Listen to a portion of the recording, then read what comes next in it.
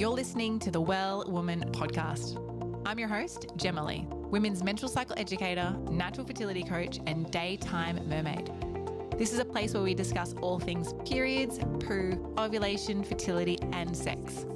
Join me weekly as we rediscover our menstrual cycles, unlock its superpowers, and guide you back into your cyclical nature.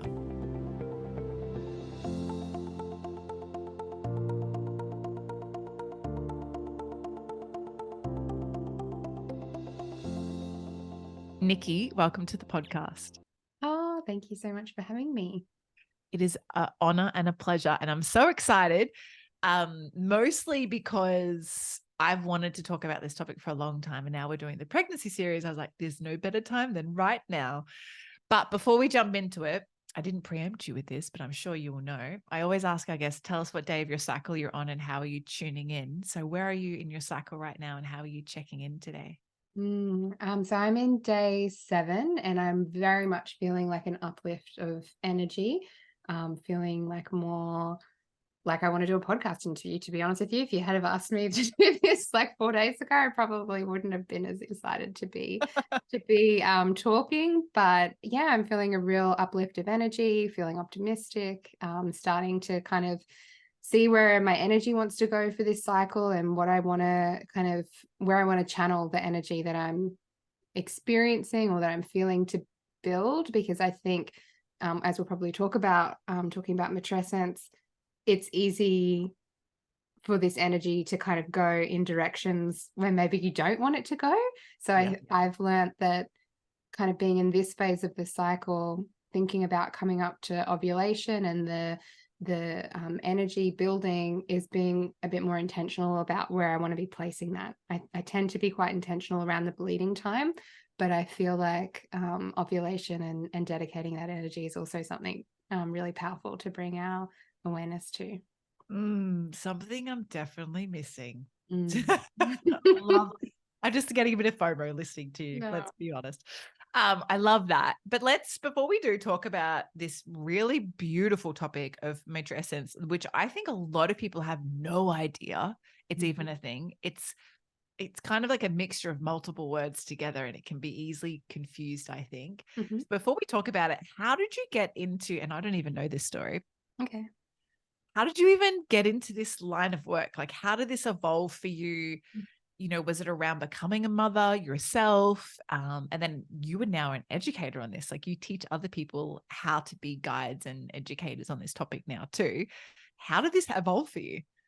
Well, it's kind of came about through a few different ways. And it's interesting. I feel like sometimes when you are at a particular point in your life, you can look back and see all of the threads that have maybe kind of connected you to where you are right now, even though they weren't very visible at the time.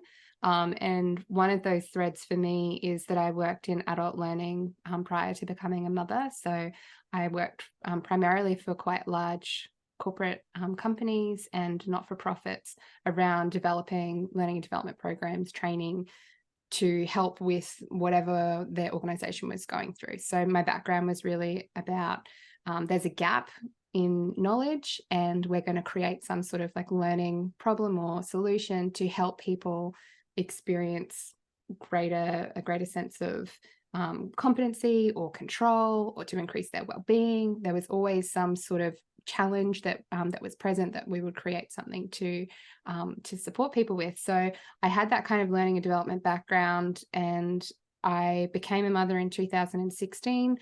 Was very shocked by the experience. I wasn't very prepared. I'd read, that What to Expect When You're Expecting book, and I had gotten the nursery ready, and I'd bought a pram and I had a car seat, but I was really unprepared for the way that becoming a mother was going to change me as an individual.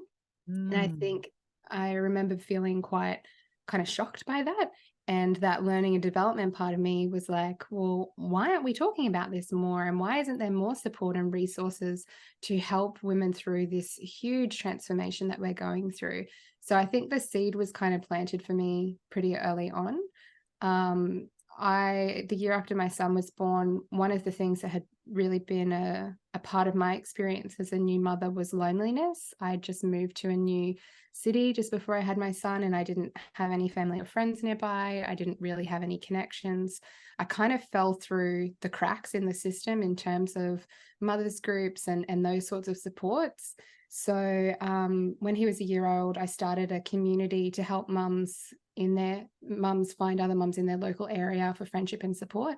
And that community grew really quickly. It grew to 40,000 members within 3 years. Really? I know. And it was a really wild experience because I had been, as a new mum, feeling very isolated around the changes that I was experiencing, around, physically being isolated and not close to family and friends, to then kind of being a part of this community that was all around many other mothers who were experiencing those same feelings of feeling lonely, of feeling isolated, of feeling like they're not being supported. So it was a really interesting journey for me. It was healing in a lot of ways.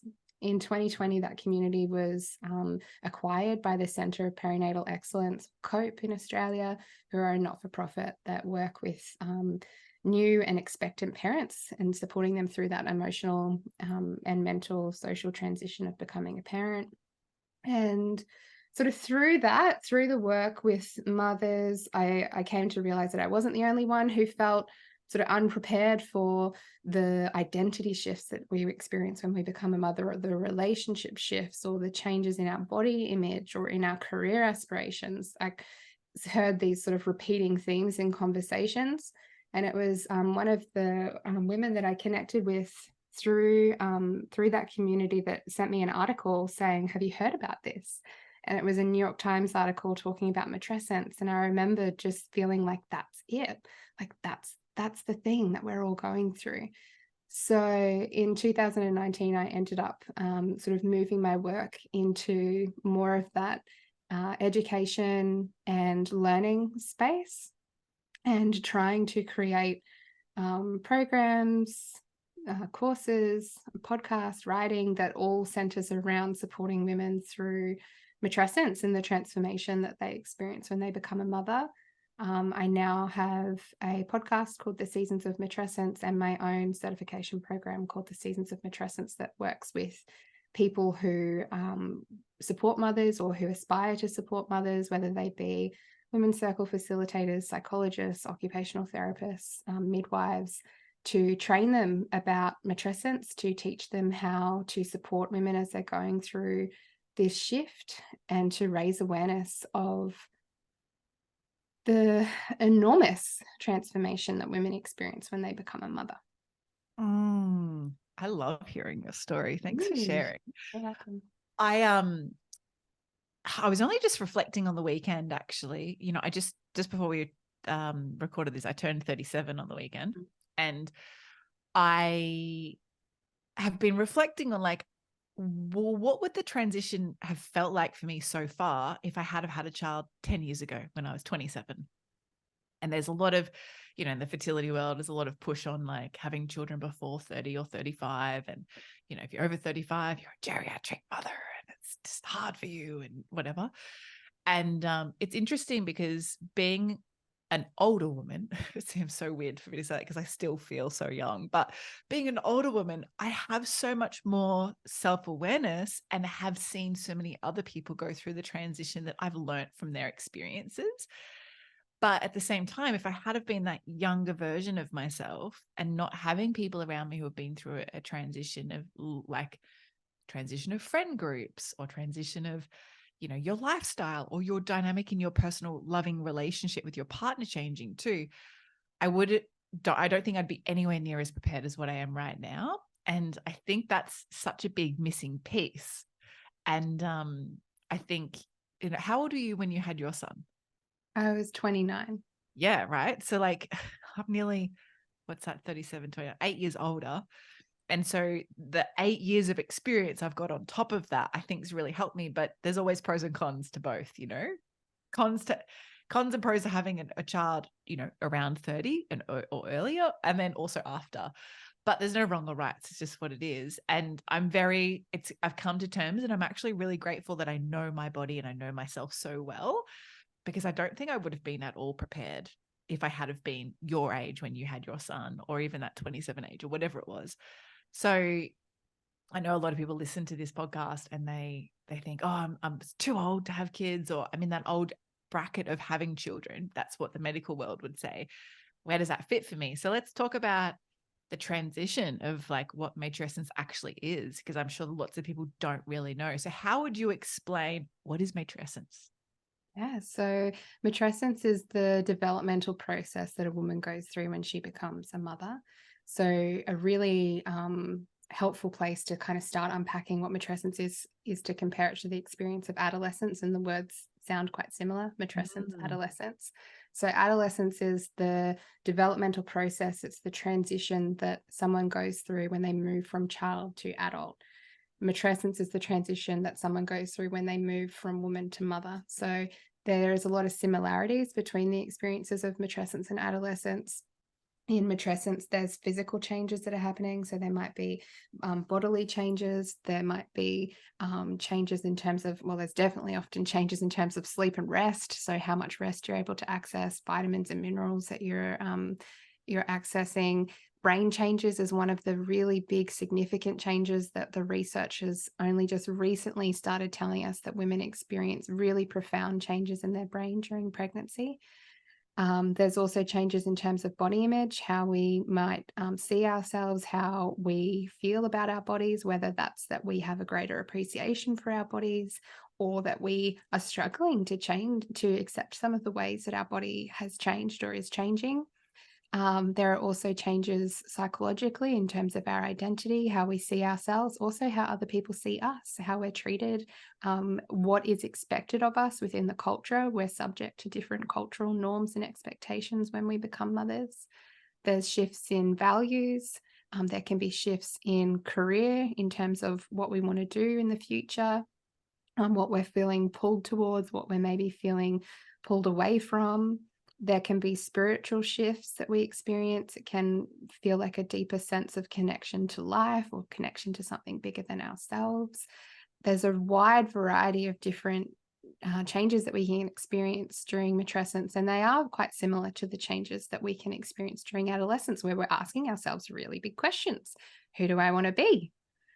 What's the meaning of life? What do I want to do with my career? Where do I belong in the world? Who are my friends? Who are my people? So we can kind of talk about matrescence through that lens of, what was it like for you when you were going through puberty? Did you feel that sense of disruption and a bit of turbulence? Can you also see that that was a growth process? So as you were going through that adolescent time where maybe there were some challenges and upheavals, that ultimately it was pushing you forward, and it was kind of you stepping into this new part of yourself. Some of the things that are different when we're talking about matrescence and adolescence is that adolescence ends. So we get to a particular point where we're like, okay, I'm an adult now, and that takes a lot longer than we originally thought it did. We thought that you're an adult when you're 18, but as we know, our brains are still developing. There's still lots of shifts that are happening even into our 20s. Maybe arguably longer for some people. Maybe. Maybe. But with matrescence, it's potentially lifelong, and it reoccurs with each child. So every time you have a child or experience a pregnancy, you're going through a new phase of your matrescence. And my son is now 7, and it continues on. This isn't something that's just about, the early months and years that we kind of get a handle of this mum thing by year 1. And we're like, okay, well, I'm on top of that now. No, each phase that we go through with our children pushes us into our own phase of development. I've really experienced that recently with my son starting school. It's a whole new identity shift. It's a whole new kind of reckoning with some of especially the cultural ideals of what we think it is to be a quote unquote good mother. So yeah, all in all, it's a huge transformation that we go through. It happens in many different layers, in many different ways. It's a universal experience in that all women who have a baby experience matrescence, regardless of whether they're a stepmother, whether it's an adoption, they're all going to experience matrescence. However, how we each experience matrescence is really unique to us. So that's a really important point.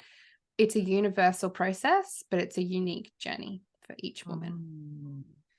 I love so many aspects of that. It's so dynamic. Love the reference between adolescence and matrescence, because I don't think many people enjoyed their adolescence transition and wish that there was a little bit more support there, especially for, let's say, vulva owners or those who menstruate, like transitioning and becoming a menstruator. Like that's a big thing in itself, let alone all the things that go around that. And so all these things that are going around matrescence on top of giving birth and your body healing and changing in that way, like it's a lot. And I think I love what you mentioned, that, this still applies if you adopt or if you become I call them bonus parents, a bonus parent. I used to be a bonus parent, and it's a whole journey. It's a whole journey, and it's so beautiful, but also extremely challenging. And my yoga teacher would say, first comes shaking, then comes sweating, and then comes, like not freedom, but, balance or ease or harmony. But you have to first shake and then sweat. So you have to work through the work. So for people who are, entering this motherhood journey for the first time, becoming mothers, what's the best way to prepare? Because you just listed off a huge list of things that we're going to experience. And I'm just listening to you going, yep, feeling that. Yes, definitely feeling the changes in my body awareness and definitely feeling the changes in my brain already. How can we be prepared? I think this is something we could even explore in preconception care. What's your thoughts on this in preparing for this transition into motherhood? Yeah. So for someone who's listening, who's potentially pregnant or trying to conceive their first child, and you're hearing about matrescence, I would say the biggest messages that I would have is to be aware that there is a rite of passage, a developmental process that you're going to go through and experience. It has a name. It's called matrescence. You're not alone. It's not just you. It's not that there's something wrong with you, or that you're just not as cut out for it as anyone else. You're going through something that's really transformational. It's really big. And unfortunately, in our culture, it's not often very recognized, but we're all doing a lot to change that. So the first thing is being able to name that there is something that's happening, and that it's really profound, and it also requires support. That would probably be my next piece, is that, as you pointed out, there's a lot that's unknown when you become a mother. I think that's one of the things we have to learn to tolerate as well as mothers, is that unpredictability of our experience and the lack of control as well sometimes that we can have.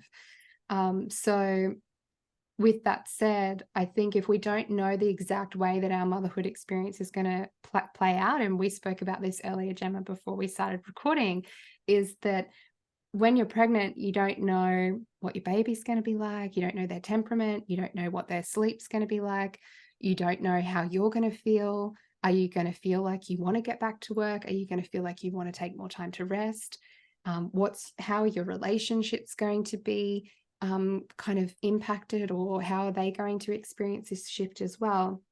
There's a lot that we can't really kind of know until we're in it. So I think it really then becomes around having support to respond to whatever's happening in the moment. So that might be organizing people around you who also understand matrescence, and who also understand that you're going through something that's really deep and profound in your life too, and having people to support you with that.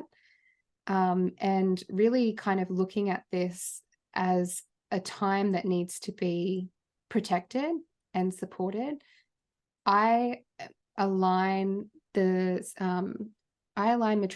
to the seasons, and I find that this can be quite helpful, particularly when we're talking about being in pregnancy. So looking at matrescence through a seasonal lens, through a rite of passage lens, we can align the phase of pregnancy as being a time of autumn.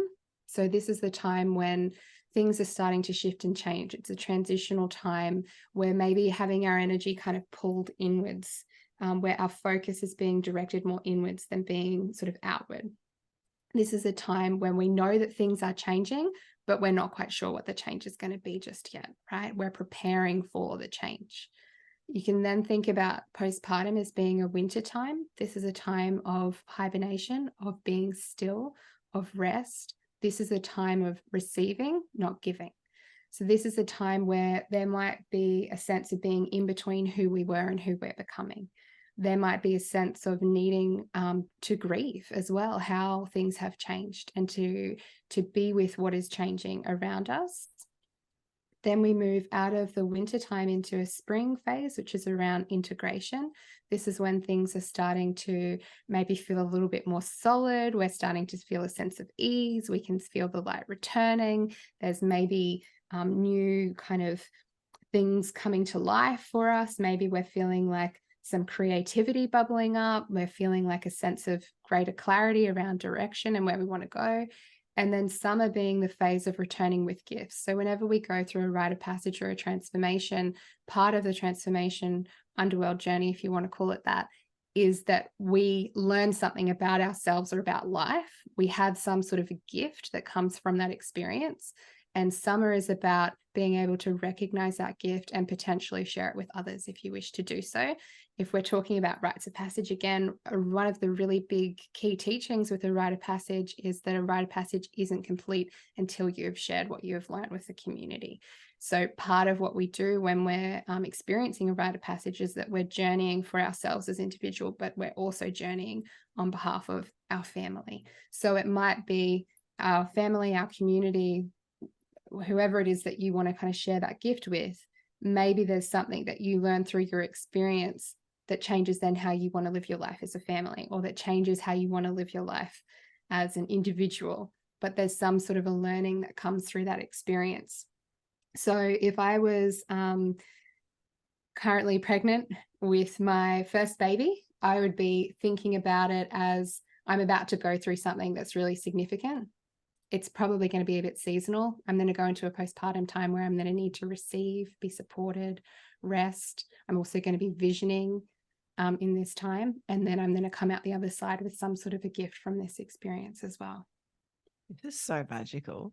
Mm. I've heard of the seasons before, and I, of course, use the seasons of the menstrual cycle too. As you know, that the seasons of life, and there's seasons within seasons, and there's more seasons, and there's lots of seasons. There's so many seasons. Yeah. But I really love the returning with gifts. And I think that's something I've really received as a gift from others around me who have become parents, like even us journeying through 4 Seasons journey together last year, and being around not new mums, but mums again. I don't know if that's the right term, but mothers again, with very little babies, and receiving their gifts and their sharing. And that might not have necessarily just been verbal, but also, you know, observation and learning by watching, just like kids do, which is so beautiful. And I love that summer of blossoming and, you know, bringing out the fruits of your labor, so to speak, and sharing that with the world. It's so special. I've got 3 things that have come to mind, so I won't ask them all together because they're all slightly different. I think the first one that aligns best here is postpartum depression. I am really sensing from what you're saying that if people are more aware of this transition and more aware of how it can feel a little bit like adolescence, could that change people's postpartum, what's the most ethical way to say this, postpartum slum, by knowing that that's the time to receive, not having to give to the world, and that it is a transition, and that there is a part of you from your past self that's dying, and there's also a part of you that's growing into a new phase too.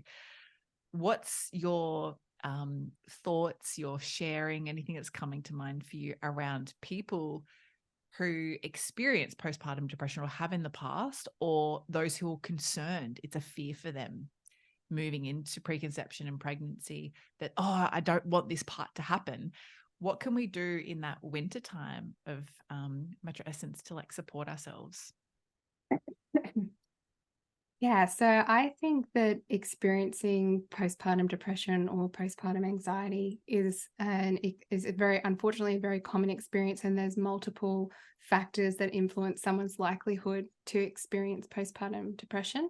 So I think, you know, we have to talk about birth trauma, the fact that so many women are coming through the birth experience with traumatic experiences. There's very little support there. We need to talk about loneliness and isolation. We need to talk about the distribution of labor in the home.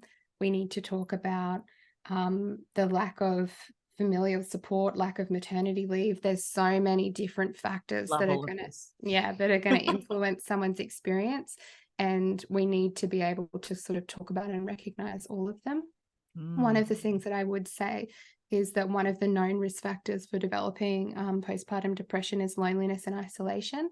And that's why we kind of echo and talk about the importance of support and needing people in your life who are there to support you as an individual, not people who are there to cuddle the baby and have cups of tea on the couch, but who are there to help you and who are there to witness you and see you in your experience. For someone who is going into this experience, who is concerned about experiencing postnatal depression, I would say it's looking at what support am I going to have in place once baby arrives, and how can I maximize the support? Write down how much support you're going to need, and then how can I get twice as much, right? And a lot of the time this can bring up, issues around our willingness to ask for help, our culture's kind of linking of success with individualism and being able to be hyper independent and not need anyone. This is something that we all confront, I feel like, in differing ways when we become a mother, but we can't do it all by ourselves, regardless of how we've been told that as a woman, you can have it all, you can do it all, you can do it all on your own. We actually do need help and support. So I think that's probably the biggest message I would have for someone who's concerned about that, is how can I resource myself as well as I can with support, so that if I do start feeling like this is harder than I expected, I need some more help, that it's not then that you're trying to scramble to try and stitch together a support network, but you've already got some supports there. Because it's a lot harder when you're in those phases of needing help. It's harder to put those supports in place when you're already struggling. So how can you do that now, so that you can have that support there if you need it? In terms of whether or not understanding matrescence would reduce rates of postnatal depression, there is definitely people out there who have that opinion, who say that Dr. Alexandra Sachs is one of them, who say that if we had greater awareness of matrescence, not just individual mothers, but also culturally, so we had fathers, partners, aunties, uncles, doctors, midwives, childhood health nurses, all having an awareness that a woman is going through a significant transitional point, and we know that transitional points offer both risk and opportunity. If we had a culture that actually said, this is a huge moment in your life and we're going to support you through it, I think we probably would see reduced rates of postnatal depression, and there are people out there who do believe that. I think, though, we can't also not talk about the other issues that we spoke about at the beginning. So we can't talk about things like birth trauma. We can't not talk about things like distribution of labor, lack of maternity leave, the financial impacts as well. So I think it's a multi kind of faceted answer, which often people don't like because it's harder. Give me the pill and I'll take the pill and it'll all be better. But it's the truth. And I think it's important to share that it's multifaceted, because it's like someone saying, well, I just want to fix my period. I'm like, your menstruation's not going to be fixed with just one thing. Like, it's multifaceted. And one thing I love to share with my preconception clients when I'm supporting them with natural contraception and fertility is that if you can tune into the time of menstruation as a time of postpartum, the one, maybe 3 days or 2 days or 1 day where you ask for help, you share the labor, and you practice that on a cyclical basis, it means that you've already worked through, or you might not have worked through it completely, but you're already addressing the confrontation of like asking for help, receiving help, voicing how you really feel. Like, all of those things are so important. And I really feel that menstruation is a great preparation for postpartum. And I love that they both align with winter. That's really cool. That's a great answer. Really, really good answer. And I'm just like, imagine if we all just lived in communities still.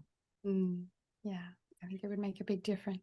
Oh, a huge, huge difference. Unfortunately, we don't all do that. Some people do, but we don't all do that. My next one is around pregnancy that ends in termination. Mm-hmm.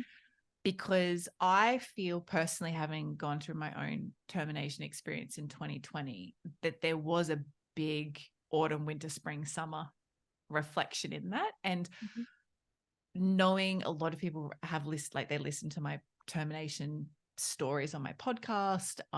We've had a few episodes on that. They reach out, in helplessness and hopelessness. They're like, oh my God, like, what can I do? Like, what did you do that helped? And like, can you just tell me all the things? There is no one thing.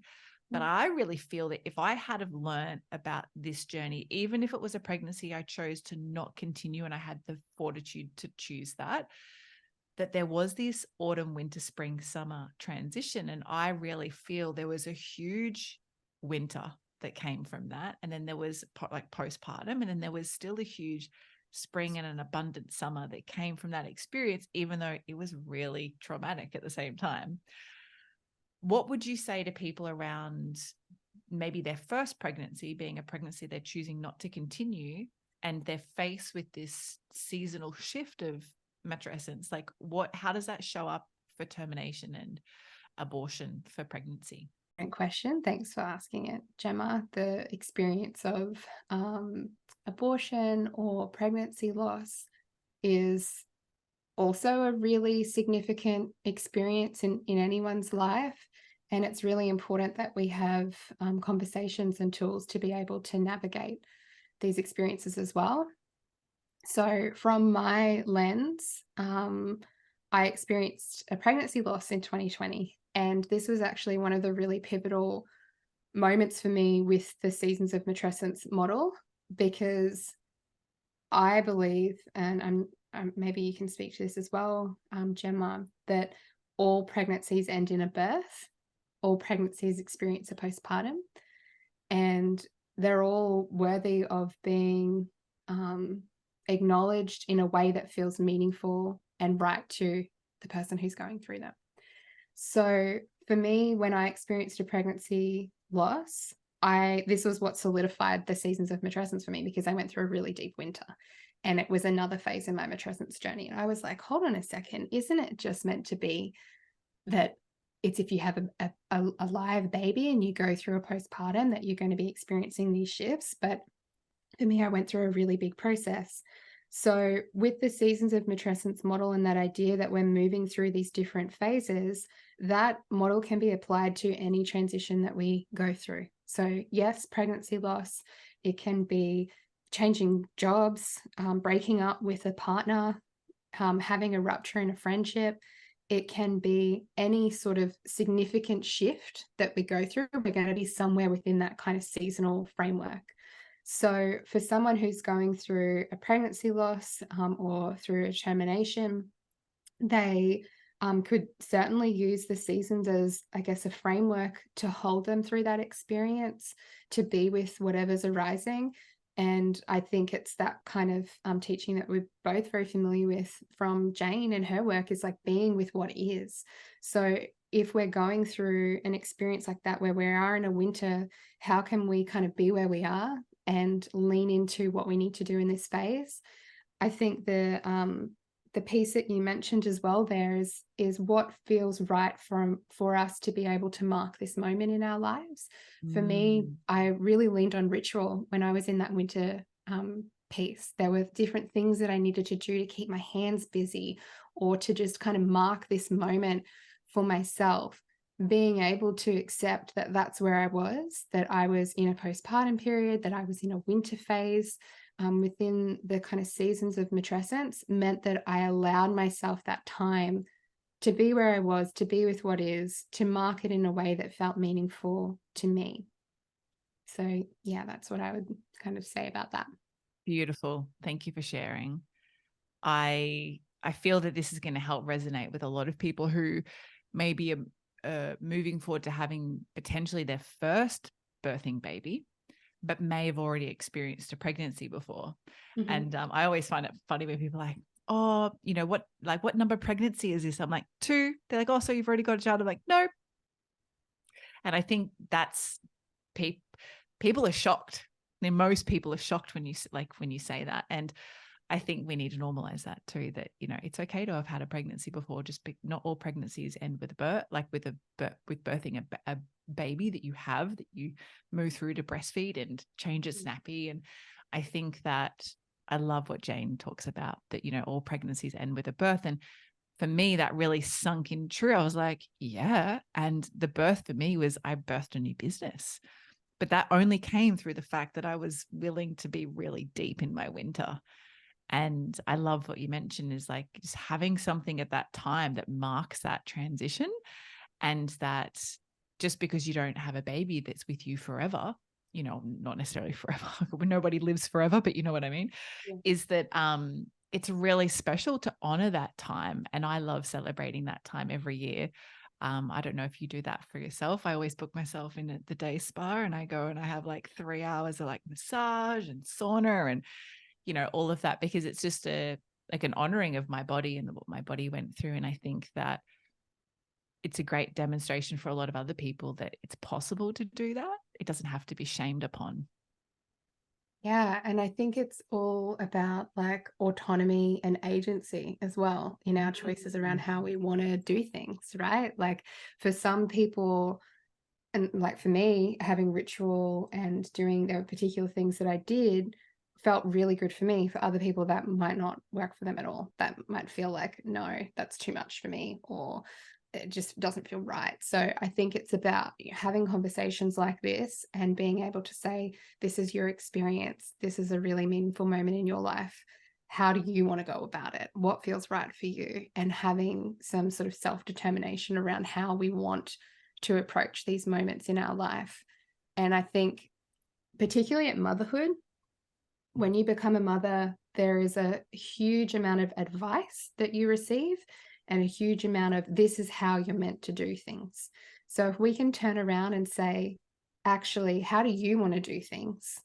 And offer women the opportunity to tune back into themselves, to listen to their own inner voice, and to let them that direct them forward, we can kind of counter the onslaught of information that is targeted, marketed towards mothers around how they should be and who they should be now that they're a mother. I love all of this. We could just keep ranting on it forever.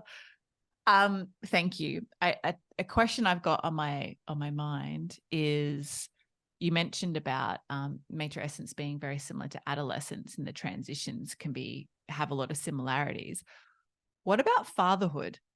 I know this isn't necessarily a podcast, for men to listen to, but I know a lot of men do listen to the podcast. It makes me think about, I feel there's a huge missing piece, and I'm sure you could speak for your husband too, is that I think there's a huge missing piece of opportunity for men when they go through this transition into fatherhood. And for my beautiful best friend, when I threw her a mother's blessing, I also threw her partner a father's blessing on the same day, because I found, I didn't know anyone else that did that, but he's like, I want to be a part of this thing too, but I want to be with my men. I don't want to be in the group of women. Like, what can I do? And so I think this is also a topic that's really, really not spoken about. And I can see in Brenton right now, knowing that we're just past our halfway mark in pregnancy, man, he is bunkering down. He is like in denial. No, I shouldn't say denial, but there's a part of him that's like, holy fuck, we're having a baby soon. And he's moving through his own transitions. He's having an autumn, I think. But is there a word for transitioning into fatherhood as opposed to just transitioning into motherhood? And do these seasons also affect men too? So in terms of there being a word to describe fathers' experiences, it's not an area that I've explored in a lot of depth. My work definitely focuses on mothers, but there is a word called matrescence, which I have seen some people use to talk about the experience of becoming a father. As far as I know, the research around it, it's fairly limited, but it could definitely be something for you to explore, maybe if you wanted to do that with your partner. Even if we don't kind of label it matrescence, if we say that he would be going through a rite of passage with becoming a father, there is a separation from the way that things were. And that can involve like a sense of grief as well. Okay, Mm-hmm. things are changing. And then I'm going to go through a period where it's like a winter, it's a transition, and then I'm going to come out the other side, and this is going to feel like an embodied shift, and I'm going to feel embodied in my role as a father, and I'm going to be able to claim that identity, and it's going to feel really solid. But there's that in-between phase, right, where we're like, oh God, like I'm not who I was before, but I'm not quite yet who I'm becoming. I'm betwixt and between. I'm kind of in the middle. I'm in the challenge. I'm in the ordeal. I'm in that messy middle stage, the cocoon, the void, that womb space where everything's changing. So again, we can kind of apply, I guess, the same sort of thinking that would say, well, let's look at support. Who do you have around you? How can we mark this moment, as well as a family, as well as individuals? Because it is becoming a parent, becoming a father, from what I have seen in my own husband's journey, it is a really pivotal moment. And there is a lot of reckoning as well for men around, well, how do I want to be as a father? How do I want to show up for my kids? What are the cultural scripts I've been given about what it means to be a father? What was my father like? What do I want to keep? What do I want to change? There's a reckoning that we're all going through. And you're kind of going through it in coinciding, like parallel to each other as individuals, and then as a family unit too. Beautiful words, really beautiful, because there's definitely a transition, and it's like a pregnancy for them. But even though like we are pregnant, even though it's in my body, it's like we are pregnant, it's definitely the transition time of like, okay, well, what does the masculine want to do in the transition for this and preparing for the birth? And it's just very interesting to observe, and I can see the little things that are popping up and the preparation that's occurring from his side. And not that I'm yet to go through this, but I could imagine that it's kind of like, okay, yeah, this thing's happening. Yeah, it's happening. There's like, holy fuck, it's happened. It's like, whoa.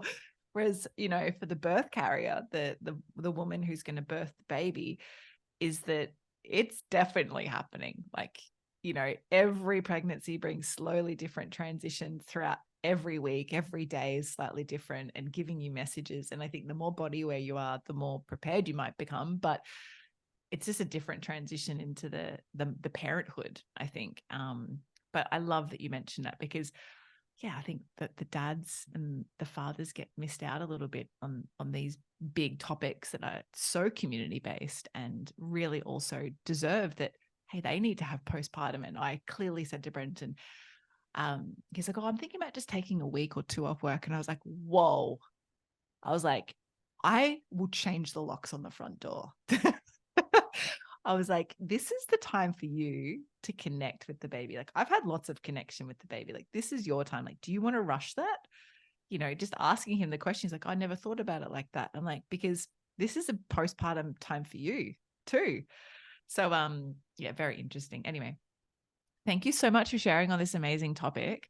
I do have two final questions. First final question I'll ask is, for people who are listening to this going, oh my God, I want to learn more about matrescence. Like, how do I evolve more knowledge into this space and prepare for motherhood, whether that's motherhood again or motherhood for the first time?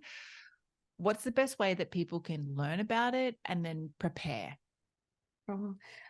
So I've got a few resources that you can check out on my website. The first is an ebook called Discover Matrescence, which you can download for free. I have a podcast called The Seasons of Matrescence, which has lots of conversations about the different kind of aspects of matrescence, and also stories from women who have gone through matrescence, sharing their experiences, which can be really beautiful just to hear diverse experiences and to ease some of that sense of loneliness as well that can come up. If we can hear each other's stories, it's such medicine for our own experiences. So those would be two great places to start. I have a program called Becoming, which is a self-paced program that guides you through exploring your own matrescence journey. And I have a certification program for anyone who's interested in doing this professionally. So if you're a doula or a midwife, occupational therapist, psychologist, that program is called The Seasons of Matrescence. But I would say, in terms of starting, just I think listening to other women's stories might be a really powerful place to start as well. If you're pregnant and you're thinking, I want to prepare myself a little bit for matrescence, but there's so many unknowns because I don't know exactly what my experience is going to be like. I would listen to other women's stories and hear the diversity, but also the strength that women carry and that you carry. Maybe also exploring your relationship with adolescence. So if there was some themes in your adolescence that maybe came up for you, if you felt like you had some ruptures in your friendships, or you felt like you really grappled with questions around identity, maybe just reacquainting yourself with that experience. How did you grow through that? How did you learn more about yourself? What lessons can you take from your adolescence now to support you through your matrescence? I love it. Thank you so much. I was then going to ask you, so how can people connect with you? But you've already shared all the things, all the links to one stone.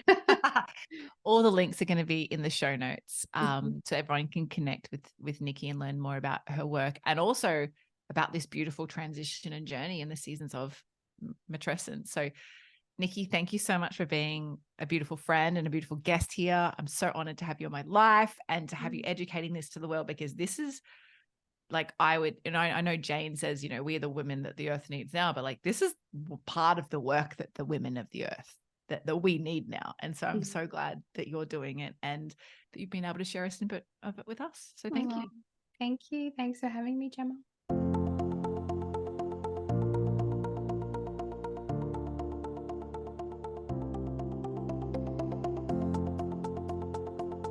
Thank you so much for tuning into every episode of the Well Woman podcast. For everything we mentioned in today's episode, you can find this in the show notes over at wellsome.com/podcast. If this episode excited you, please hit follow on Spotify, which means all of my episodes will pop up in your feed weekly so you never miss a weekly drop. I'd love you to leave a review on Apple Podcasts too. Love this episode? Come and follow me over on Instagram at wellsome_Jemalee. Say hi and share what you've taken away from this episode with me.